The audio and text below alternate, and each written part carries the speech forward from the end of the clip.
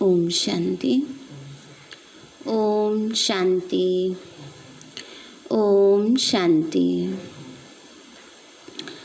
आज प्यारे बाबा की 31 तारीख के महावाक्य हैं। बाबा बोले, मीठे बच्चे, तुम्हारा फर्ज है सबको स्थायी सुख और शांति का रास्ता बताना। मीठे बच्चे, तुम्हारा फर्ज है सबको स्थायी सुख और शांति का रास्ता बताना। शांति में रहो और शांति की बख्शीश सबको दो। बख्शीश माना इनाम। बख्शीश देते हैं ना, जैसे कोई कुछ अच्छा करता है, टिप, इंग्लिश में टिप कहेंगे उसको। तो बाबा ने कहा, आज आत्माएं शांति की प्यासी हैं, तो उनको शांति की बख्शीश दो। प्रश्न है, किस गुह्य राज को समझने के लिए बेहद की बुद्धि चाहिए? बाबा बोले, ड्रामा की जो सीन जिस समय चलनी है उस समय ही चलेगी। इसकी एक्यूरेट आयु है। बाप भी अपने एक्यूरेट टाइम पर आते हैं। इसमें 1 सेकंड का भी फर्क नहीं पड़ सकता ना। बाबा ने कहा, बच्चे, ये जो ड्रामा का राज है इसको समझने के लिए बड़ी बुद्धि चाहिए कि जो होना है इतने एक्यूरेट टाइम पर ही होना है। इसमें 1 सेकंड का भी फर्क नहीं पड़ सकता। पूरे 5000 वर्ष के बाद बाप आकर प्रवेश करते हैं। यह गुह्य राज समझने के लिए बेहद की बुद्धि चाहिए। गीत है, बदल जाए दुनिया न बदलेंगे हम ना। इसका पॉजिटिव मीनिंग लेना है कि चाहे दुनिया कितना भी जोर लगाए, हम तो बाबा के ही हैं और बाबा के ही रहेंगे। ऐसे नहीं कि चाहे वो कितना भी सुधारने की कोशिश करे, हम नहीं सुधरेंगे, ये नहीं है इसका मतलब। कई बार कई ऐसे भी ले लेते हैं ना। ओम शांति। रूहानी बच्चों प्रति रूहानी बाप बैठ समझाते हैं, बच्चों को रास्ता बताते हैं शांति धाम और सुख धाम का। इस समय सब मनुष्य विश्व में शांति चाहते हैं। हर एक इंडिविजुअल भी चाहते हैं और विश्व में भी शांति चाहते हैं। हर एक कहते हैं मन की शांति चाहिए। अब वह भी कहाँ से मिल सकती है? शांति का सागर तो बाप ही है, जिससे वर्षा मिल सकता है। इंडिविजुअल भी मिलता है, होलसेल भी मिलता है, यानी सबको मिलता है।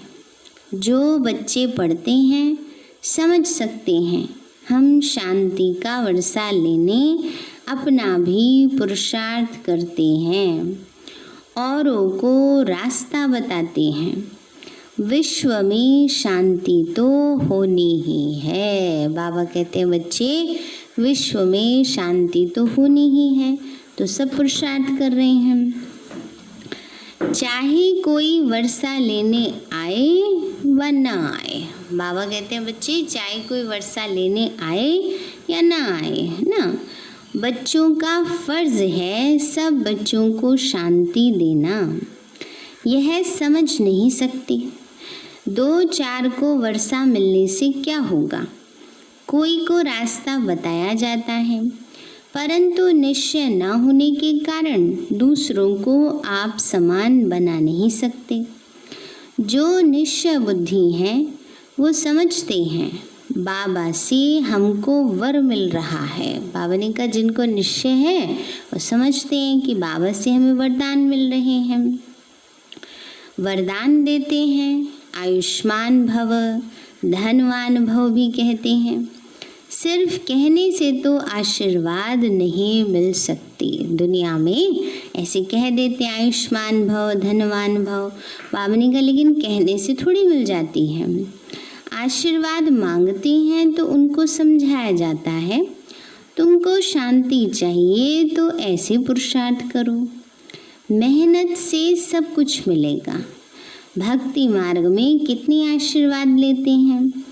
माँ बाप, टीचर, गुरु आदि सबसे मांगते हैं कि हम सुखी और शांत रहें ना। बाबा ने कहा माँ बाप, टीचर, सदगुरु सबसे मांगते हैं कि हे भगवान हमें वरदान दो, है ना। पेरेंट्स से भी कहेंगे कि हमें वरदान दो, ऐसा आशीर्वाद दो कि सुखी भी रहें, सुख शांति से रहें।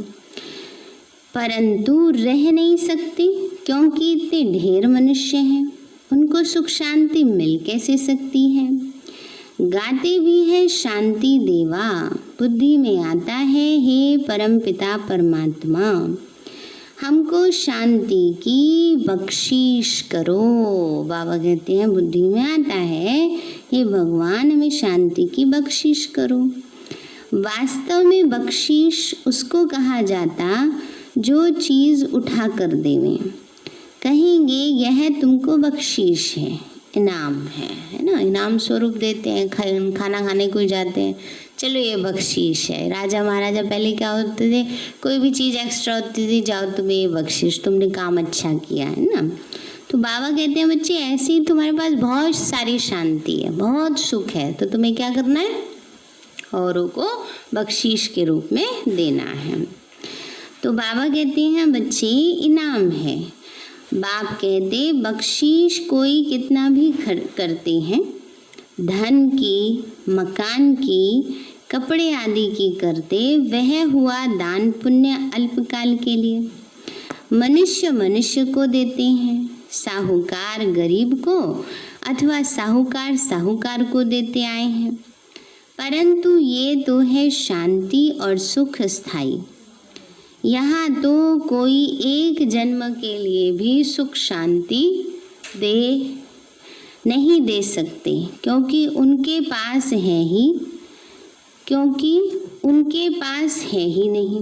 बाबा कहते हैं बच्चे यहाँ तो कोई किसी को सुख शांति दे ही नहीं सकते। क्यों? क्योंकि अपने पास होगा वही तो चीज़ देंगे ना। देने वाला एक ही बाप है, उनको सुख शांति पवित्रता का सागर कहा जाता है। ऊंचे ते ऊंचा भगवान की ही महिमा गाई जाती है। समझते हैं उनसे ही शांति मिलेगी। फिर वह साधु संत आदि के पास जाते हैं क्योंकि भक्ति मार्ग में ना तो फेरा फिराते रहते हैं। वह सब हैं अल्पकाल के लिए पुरुषार्थ, है ना। बाबा कहते हैं बच्चे भक्ति में फेरा फिराते हैं, माने चक्कर लगाते रहते हैं, यहाँ से शांति मिल जाए, यहाँ से शांति मिल जाए। बाबा ने कहा बच्चे तुम बच्चों को अभी वह सब बंद हो जाता है। तुम लिखते भी हो बेहद के बाप से 100% पवित्रता सुख शांति का वर्षा पा सकते हो। यहाँ 100% अपवित्रता दुख अशांति है, परंतु मनुष्य समझते नहीं। कहते हैं ऋषि मुनि आदि तो पवित्र हैं, परंतु पैदाइश तो विष से ही होती है। मूल बात है ही ये। रावण राज्य में पवित्रता हो न सके। पवित्रता सुख आदि सबका सागर कौन है? एक शिव बाबा ही है। बाबा कहते हैं बच्चे तुम बच्चे जानते हो हमको शिव बाबा से 21 जन्म अर्थात आधा कल्प 2500 वर्ष के लिए वर्षा मिलता है। ये तो गारंटी है। बाबा कहते हैं बच्चे ऐसे नहीं बाबा कोई हवा में कह रहे ना, ये गारंटी है। आधा कल्प सुखधाम और आधा कल्प है दुखधाम। सृष्टि के 2 भाग हैं, एक नई और एक पुरानी, है ना। बाबा कहते सृष्टि चक्र में दिखाया ना, नई का रूप है सतयुग त्रेता, पुरानी का है द्वापर कलयुग। परंतु नई कब और पुरानी कब होती है यह भी जानते नहीं। झाड़ की आयु इतनी एक्यूरेट बता न सके। अभी बाप द्वारा तुम इस झाड़ को जानते हो। यह 5000 वर्ष का पुराना झाड़ है। बाबा कहते हैं झाड़ को जान गए हो, सृष्टि को, कल्प वृक्ष को जान गए हो। कितना पुराना? 5000 वर्ष है। इनकी आयु एक्यूरेट आयु तो तुमको पता है, और जो झाड़ होते हैं उनकी आयु का किसी को भी पता नहीं होता, अंदाज बता देते हैं। तूफान आया, झाड़ गिरा, आयु पूरी हो गई, अंदाजे बता देते हैं। जब इतने साल पुराना था ये पेड़, ये आया तूफान, गिर गया, है ना, तो उतनी साल उसकी आयु। रोड पर देखो आप, कई बार बहुत तेज तूफान आते हैं, कहीं गिर जाते हैं पेड़, तो एक अंदाज होता है। पर इसकी एक्यूरेट आयु है कितनी? 5000 वर्ष। बाबा कहते हैं बच्चे, मनुष्यों का भी अचानक मौत होता रहता है। इस बेहद के झाड़ की आयु पूरे 5000 वर्ष है। इसमें एक दिन न कम न जास्ती हो सकता है। यह बना बनाया झाड़ है, इसमें फर्क नहीं पड़ सकता है। बाबा कहते हैं बच्चे, ड्रामा की जो सीन जिस समय चलनी है उस समय ही चलेगी, हूबहू रिपीट होना है। आयु भी एक्यूरेट है। बाप को भी नई दुनिया स्थापन करने आना है, एक्यूरेट टाइम पर आते हैं। 1 सेकंड का भी फर्क पड़ सकता है? नहीं पड़ सकता। बाबा कहते हैं बिल्कुल एक्यूरेट है, 1 सेकंड का भी फर्क नहीं पड़ सकता। तो यह भी अब तुम्हारी बेहद की बुद्धि हुई। तुम भी अभी समझ सकते हो। पूरे 5000 वर्ष बाद बाप आकर प्रवेश करते हैं, इसलिए शिवरात्रि कहते हैं। कृष्ण के लिए जन्माष्टमी कहते हैं। शिव की जन्माष्टमी नहीं कहेंगे, है ना। शिव की क्या कहते हैं? रात्रि कहते हैं। देवियों की भी क्या मनाई?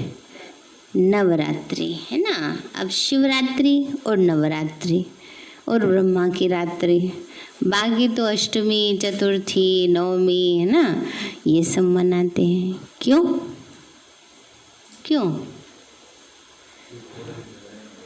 क्योंकि अज्ञान का अंधकार छाया है। देवियों का अवतरण भी इस समय होता है। अज्ञान अंधकार में बाबा आकर हम बच्चों को ज्ञान सूर्य सच्चा ज्ञान का प्रकाश देते हैं। तो बाबा कहते हैं बच्चे, क्योंकि अगर जन्म हो तो मृत्यु भी हो। मनुष्यों का जन्मदिन कहेंगे, शिव के लिए हमेशा शिवरात्रि कहते। दुनिया में इन बातों का कुछ भी पता नहीं है। तुम समझते हो शिवरात्रि क्यों कहते हैं, जन्माष्टमी क्यों नहीं कहते? उनका जन्म दिव्य और अलौकिक है, जो और कोई का हो नहीं सकता। यह भी कोई नहीं जानते हैं शिव बाबा कब और कैसे आते हैं। शिवरात्रि का अर्थ क्या है तुम ही जानते हो। ये है बेहद की रात। भक्ति की रात पूरी हो दिन होता है।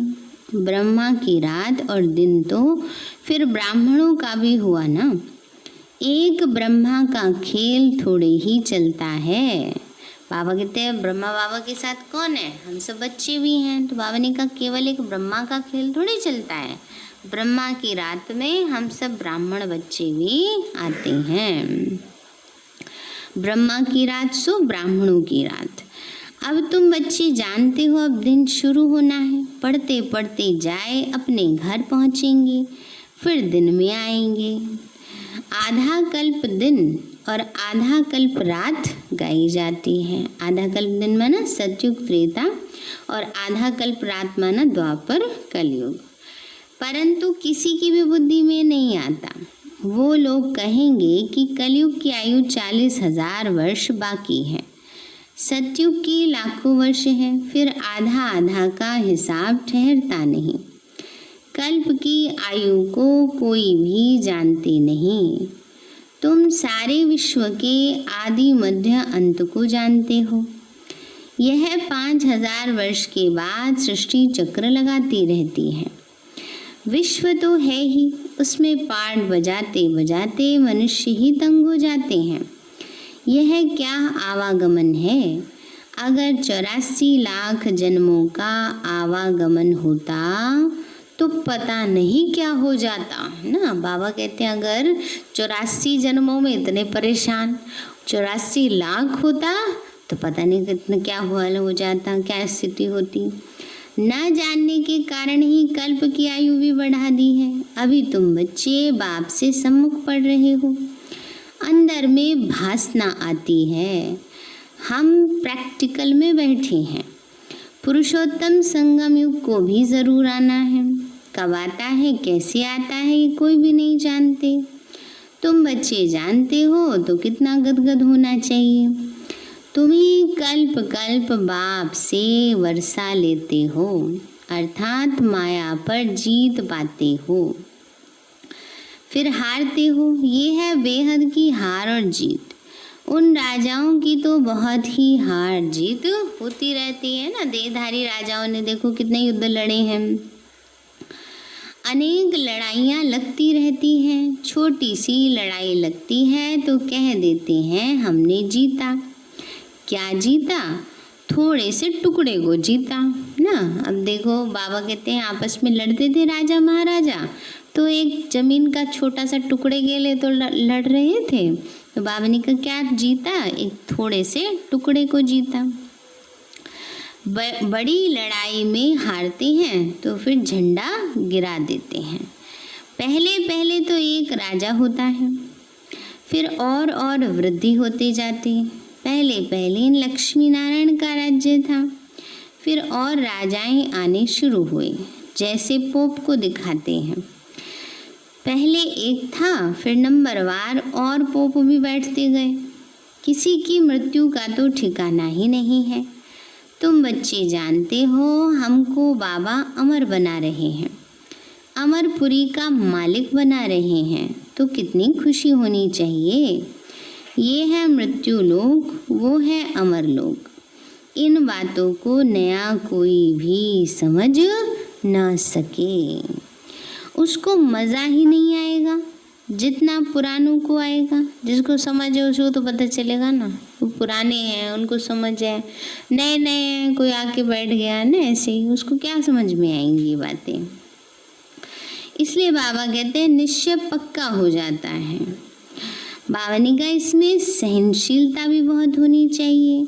ये तो आसुरी दुनिया है, दुख देने में देरी नहीं करते हैं। तुम्हारी आत्मा कहती है हम अभी बाबा की श्रीमत पर चल रहे हैं, हम संगम युग पर हैं और बाकी सब कहाँ हैं? कलयुग में हैं। तो अभी हम पुरुषोत्तम बन रहे हैं। पुरुषों में उत्तम पुरुष पढ़ाई से ही बनते हैं, पढ़ाई से ही चीफ जस्टिस आदि बनते हैं। तुमको बाप पढ़ाते हैं, इस पढ़ाई से ही अपने पुरुषार्थ अनुसार पद पाते हो। जितना जो पढ़ेंगे उतनी ग्रेड मिलेगी।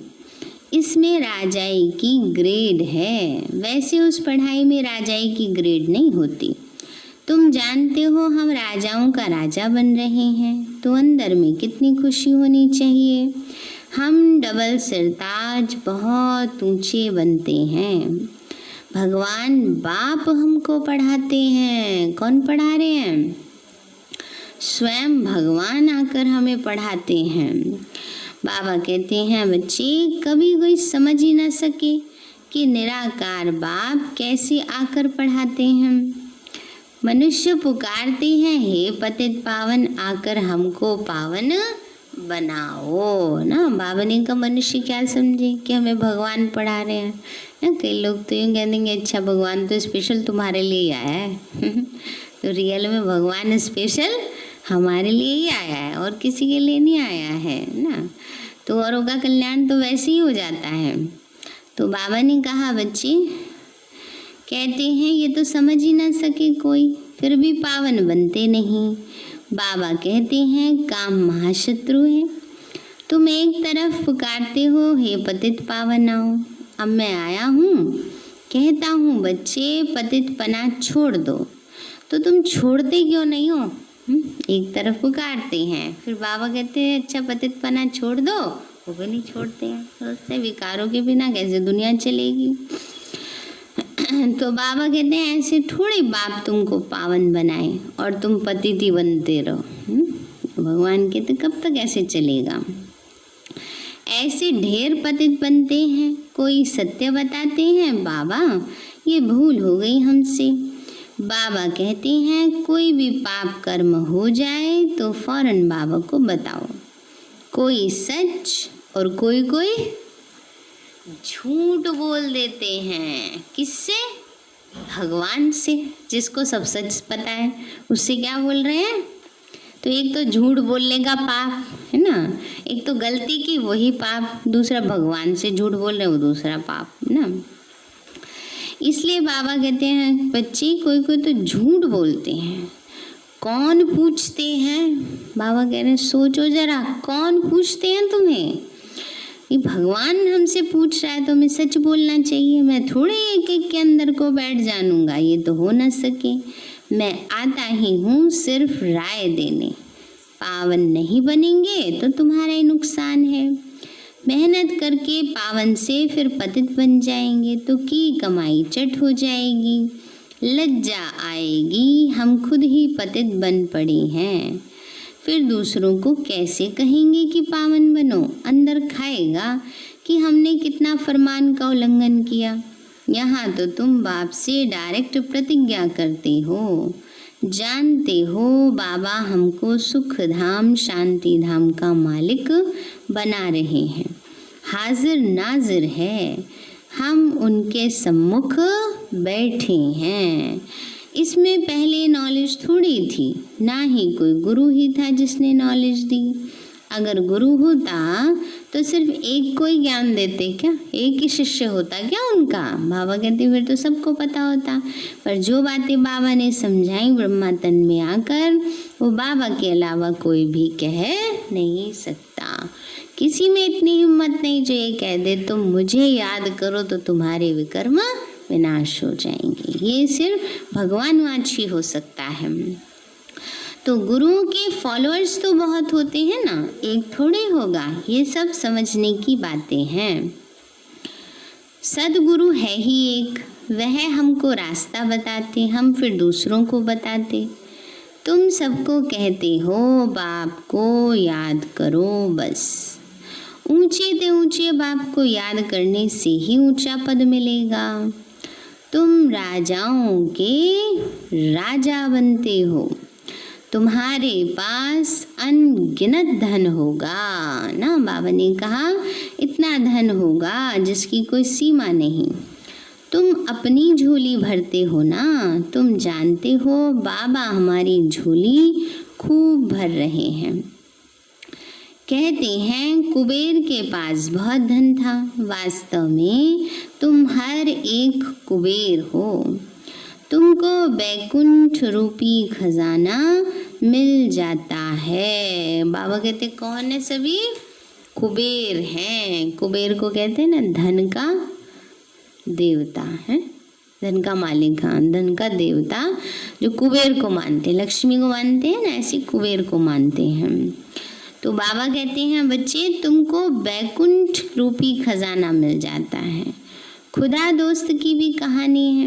उनको जो पहले मिलता था उसको एक दिन की बादशाही दे देते थे ना। खुदा दोस्त की कहानी सुनिए ना। एक छोटा बच्चा था, वो भगवान से बचपन में बातें किया करता था, तो भगवान उसको हर कदम पे मदद करते थे, बताते थे ऐसे ऐसे करो ऐसे ऐसे करो। धीरे धीरे वो बड़ा हो गया। बड़ा हुआ तो जहाँ पर वो रहता था उस नगर में ये नियम था कि हर एक राजा के कोई वारिस नहीं था। तो राजा क्या करता था, एक वारिस चुनता था 1 साल के लिए, और 1 साल बाद उसको नदी पार भेज देते थे। नदी पार भेजते थे जहाँ पर शेर वगैरह उसको खा लेते थे। जंगल था बहुत भयानक भयंकर। तो क्या हुआ, उसका भी नंबर आया, उसके घर का भी नंबर आया। जो बच्चा भगवान से बातें करता था, जिसने खुदा को अपना, भगवान को अपना दोस्त बनाया हुआ था, तो पूछता है भगवान से अब मैं क्या करूं, मेरा नंबर आने वाला अगले साल। तो भगवान उसको कहते हैं कि जैसे तू राजा बन जा, जैसे जैसे मैं कहता जाऊँ वैसे वैसे करते जाना। वो कहते ठीक है। अब 1 साल बाद उसका नंबर आता है, वो राजा बन जाता है। अब फिर भगवान से पूछता अब क्या करूँ, तो भगवान उसको कहते हैं कि अब सबसे पहले, अब तो वो राजा है कुछ भी कर सकता है, तो सबसे पहले नदी पार वाला जंगल साफ करवाओ। ना, फिर वहाँ पर महल माड़ियाँ बनवाओ ना, तो बहुत सुंदर नगर बन जाता है। उसकी साफ सफाई हो जाती है, जंगल खत्म हो जाता है और वहाँ पर भी सुंदर महल बन जाता है। और जैसे कि नियम था कि 1 साल बाद क्या करना है, राजा को नदी पार जाना है ना, तो इसको कहते हैं लोक परलोक सुहेला, कि यहाँ इस लोक में भी उसको सुख मिला और भविष्य में भी उसको अगले साल भी क्या है, उसका ही खुद का एक राज्य बन गया। तो खुदा दोस्त को बनाने से ऐसे सहज सारी प्राप्तियाँ होती हैं, ये कहानी है। तो इसका भाव ये है कि हर पल जब हम बाबा की श्रीमत अनुसार चलते हैं तो कई बार ऐसा लगता है कि शायद इसमें कुछ नुकसान ना हो जाए, ऐसा ना हो जाए, वैसा ना हो जाए, पर हर बात में हमारा क्या समाया है, कल्याण समाया है। इसलिए बाबा कहते हैं खुदा दोस्त की कहानी है, उसको जो पहले मिलता था उसको एक दिन की बादशाही देते थे, ये सब दृष्टांत हैं। अल्लाह माना बाप, वह अव्वल दीन रचयिता है। अव्वल माना नंबर 1, दीन माना धर्म। तो शिव बाबा आकर पहला नंबर 1 धर्म, देवी देवता धर्म स्थापन करते हैं। फिर साक्षात्कार हो जाता है। तुम जानते हो बरोबर हम योग बल से विश्व की बादशाही लेते हैं। अच्छा, मीठे मीठे सिक्के लदे बच्चों प्रति माता पिता बाप दादा और गुड मॉर्निंग रूहानी बाप की रूहानी बच्चों को नमस्ते। रूहानी हम बच्चों की रूहानी माता पिता बाप दादा नमस्ते नमस्ते नमस्ते बाबा नमस्ते। धारणा के लिए मुख्य सार है, इस आसुरी दुनिया में बहुत बहुत सहनशील बनकर रहना है। बाबा कहते हैं बच्चे इस आसुरी दुनिया में क्या बनना है, बहुत बहुत सहनशील बनकर रहना है। कोई गाली दे, दुख दे तो भी सहन करना है। बाप की श्रीमत कभी नहीं छोड़नी है। दूसरा पॉइंट है, डायरेक्ट बाप ने पावन बनने का फरमान किया है, इसलिए कभी भी पतित नहीं बनना है। बाबा कहते हैं डायरेक्ट बाप ने पावन बनने का फरमान किया है, इसलिए कभी भी पतित नहीं बनना है। कभी कोई पाप हो तो छिपाना नहीं है। किससे छिपा रहे, परम सत्य से ना। वरदान दिया बाबा ने, परमात्मा मिलन द्वारा रूह रिहान का सही रिस्पॉन्स प्राप्त करने वाले बाप समान बहुरूपी भव। परमात्मा मिलन द्वारा रूह रिहान का सही रिस्पॉन्स प्राप्त करने वाले बाप समान बहुरूपी भव। बाबा बोले जैसे बाप बहुरूपी है, सेकंड में निराकार से आकारी वस्त्र धारण कर लेते हैं, ऐसे आप भी इस मिट्टी की ड्रेस को छोड़ आकारी फरिश्ता ड्रेस, चमकीली ड्रेस पहन लो तो सहज मिलन भी होगा और रूह रिहान का क्लियर रिस्पॉन्स समझ में आएगा। कई बार बच्चे कहते हैं ना बाबा, हम बाबा से बातें तो करते हैं पर बाबा का जवाब नहीं आता है। अब बातें कौन कर रहा है, आत्मा कर रही है, शरीर कर रहा है? आत्मा करती है ना। अगर आत्मिक रूप में फरिश्ते रूप में स्थित होंगे तभी तो फरिश्तों द्वारा रिस्पॉन्स मिलेगा। अगर देह में स्थित होकर बैठे होंगे तो देह को तो बाबा दे रहा है पर रिस्पॉन्स तो हम सुन नहीं पाएंगे ना, क्योंकि देह वाले कान समझ के बैठे हैं। अगर आत्मा समझ के बैठेंगे तब बाबा जो हमें रिस्पॉन्स देगा वो हमारे कान अंतर मन के सुन पाएंगे। इसलिए बाबा कहते हैं कि चमकीली ड्रेस फरिश्ते रूप में स्थित हो जाओ, तब बाबा का रिस्पॉन्स माना जवाब सहज समझ में आएगा, क्योंकि यह ड्रेस पुरानी दुनिया की वृत्ति और वाइब्रेशन से, माया के वाटर या फायर से प्रूफ है। इसमें माया इंटरफेयर नहीं कर सकती। स्लोगन है, दृढ़ता असंभव से भी संभव करा देती है। अगर हम किसी बात के लिए दृढ़ संकल्प हो जाएं तो असंभव बात भी क्या हो जाएगी, संभव। तो दृढ़ता असंभव से भी संभव करा देती है। सार है मीठे बच्चे, तुम्हारा फर्ज है सबको स्थायी सुख और शांति का रास्ता बताना। शांति में रहो और शांति की बख्शीश दो। प्रश्न है, किस गुह्य राज को समझने के लिए बेहद की बुद्धि चाहिए? बाबा बोले ड्रामा की जो सीन जिस समय चलनी है उस समय ही चलेगी, इसकी एक्यूरेट आयु है।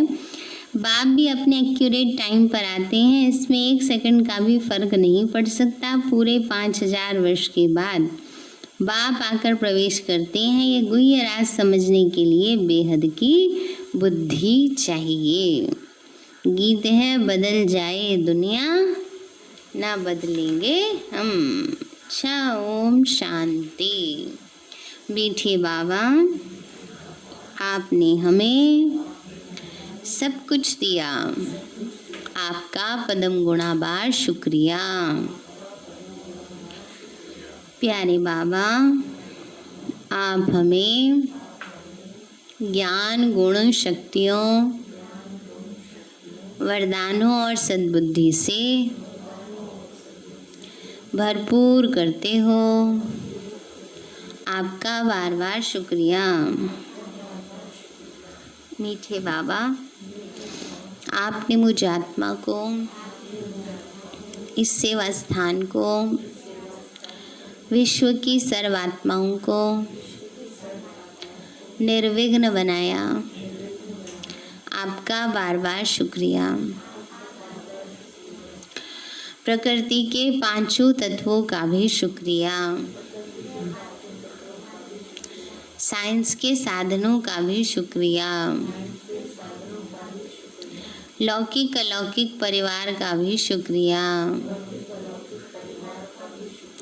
हे तन, तुम्हारा भी शुक्रिया। विश्व की सर्वात्माओं का और ब्रह्मांड की सारी शक्तियों का, सब प्रकार का सहयोग देने के लिए शुक्रिया। मीठे बाबा, मुझ आत्मा ने जाने अनजाने में जिन भी आत्माओं को मनसा वाचा कर्मणा दुख दिया है, मैं उन सभी से क्षमा चाहती हूँ। मुझे क्षमादान दिलाओ। और जिन आत्माओं ने मुझे दुख दिया है, विघ्न रूप बने हैं, मैं उन सभी को दिल से क्षमा करती हूँ। सबका कल्याण हो, सबको सुख शांति सद्बुद्धि मिले और बाबा के सेंटर की सेवाएं खूब बढ़ती जाएं। शिव बाबा से सारी शक्तियाँ मुझ आत्मा में समा रही हैं, पूरे शरीर में फैल रही हैं, पूरे घर में फैल रही हैं, पूरी कॉलोनी में फैल रही हैं, पूरे देश पूरी दुनिया में फैल रही हैं। सब प्रकार के वायरस नष्ट होते जा रहे हैं। मैं आत्मा परम धाम में चमकती हुई मणि हूँ। सतयुग में पावन देवताई शरीर में हूँ। मैं अष्टभुजाधारी देवी दुर्गा हूँ। विघ्न विनाशक गणेश हूँ। मैं बाबा की छत्र छाया में पलने वाली सर्वश्रेष्ठ ब्राह्मण आत्मा हूँ। मैं फरिश्ता हूँ। ओम शांति।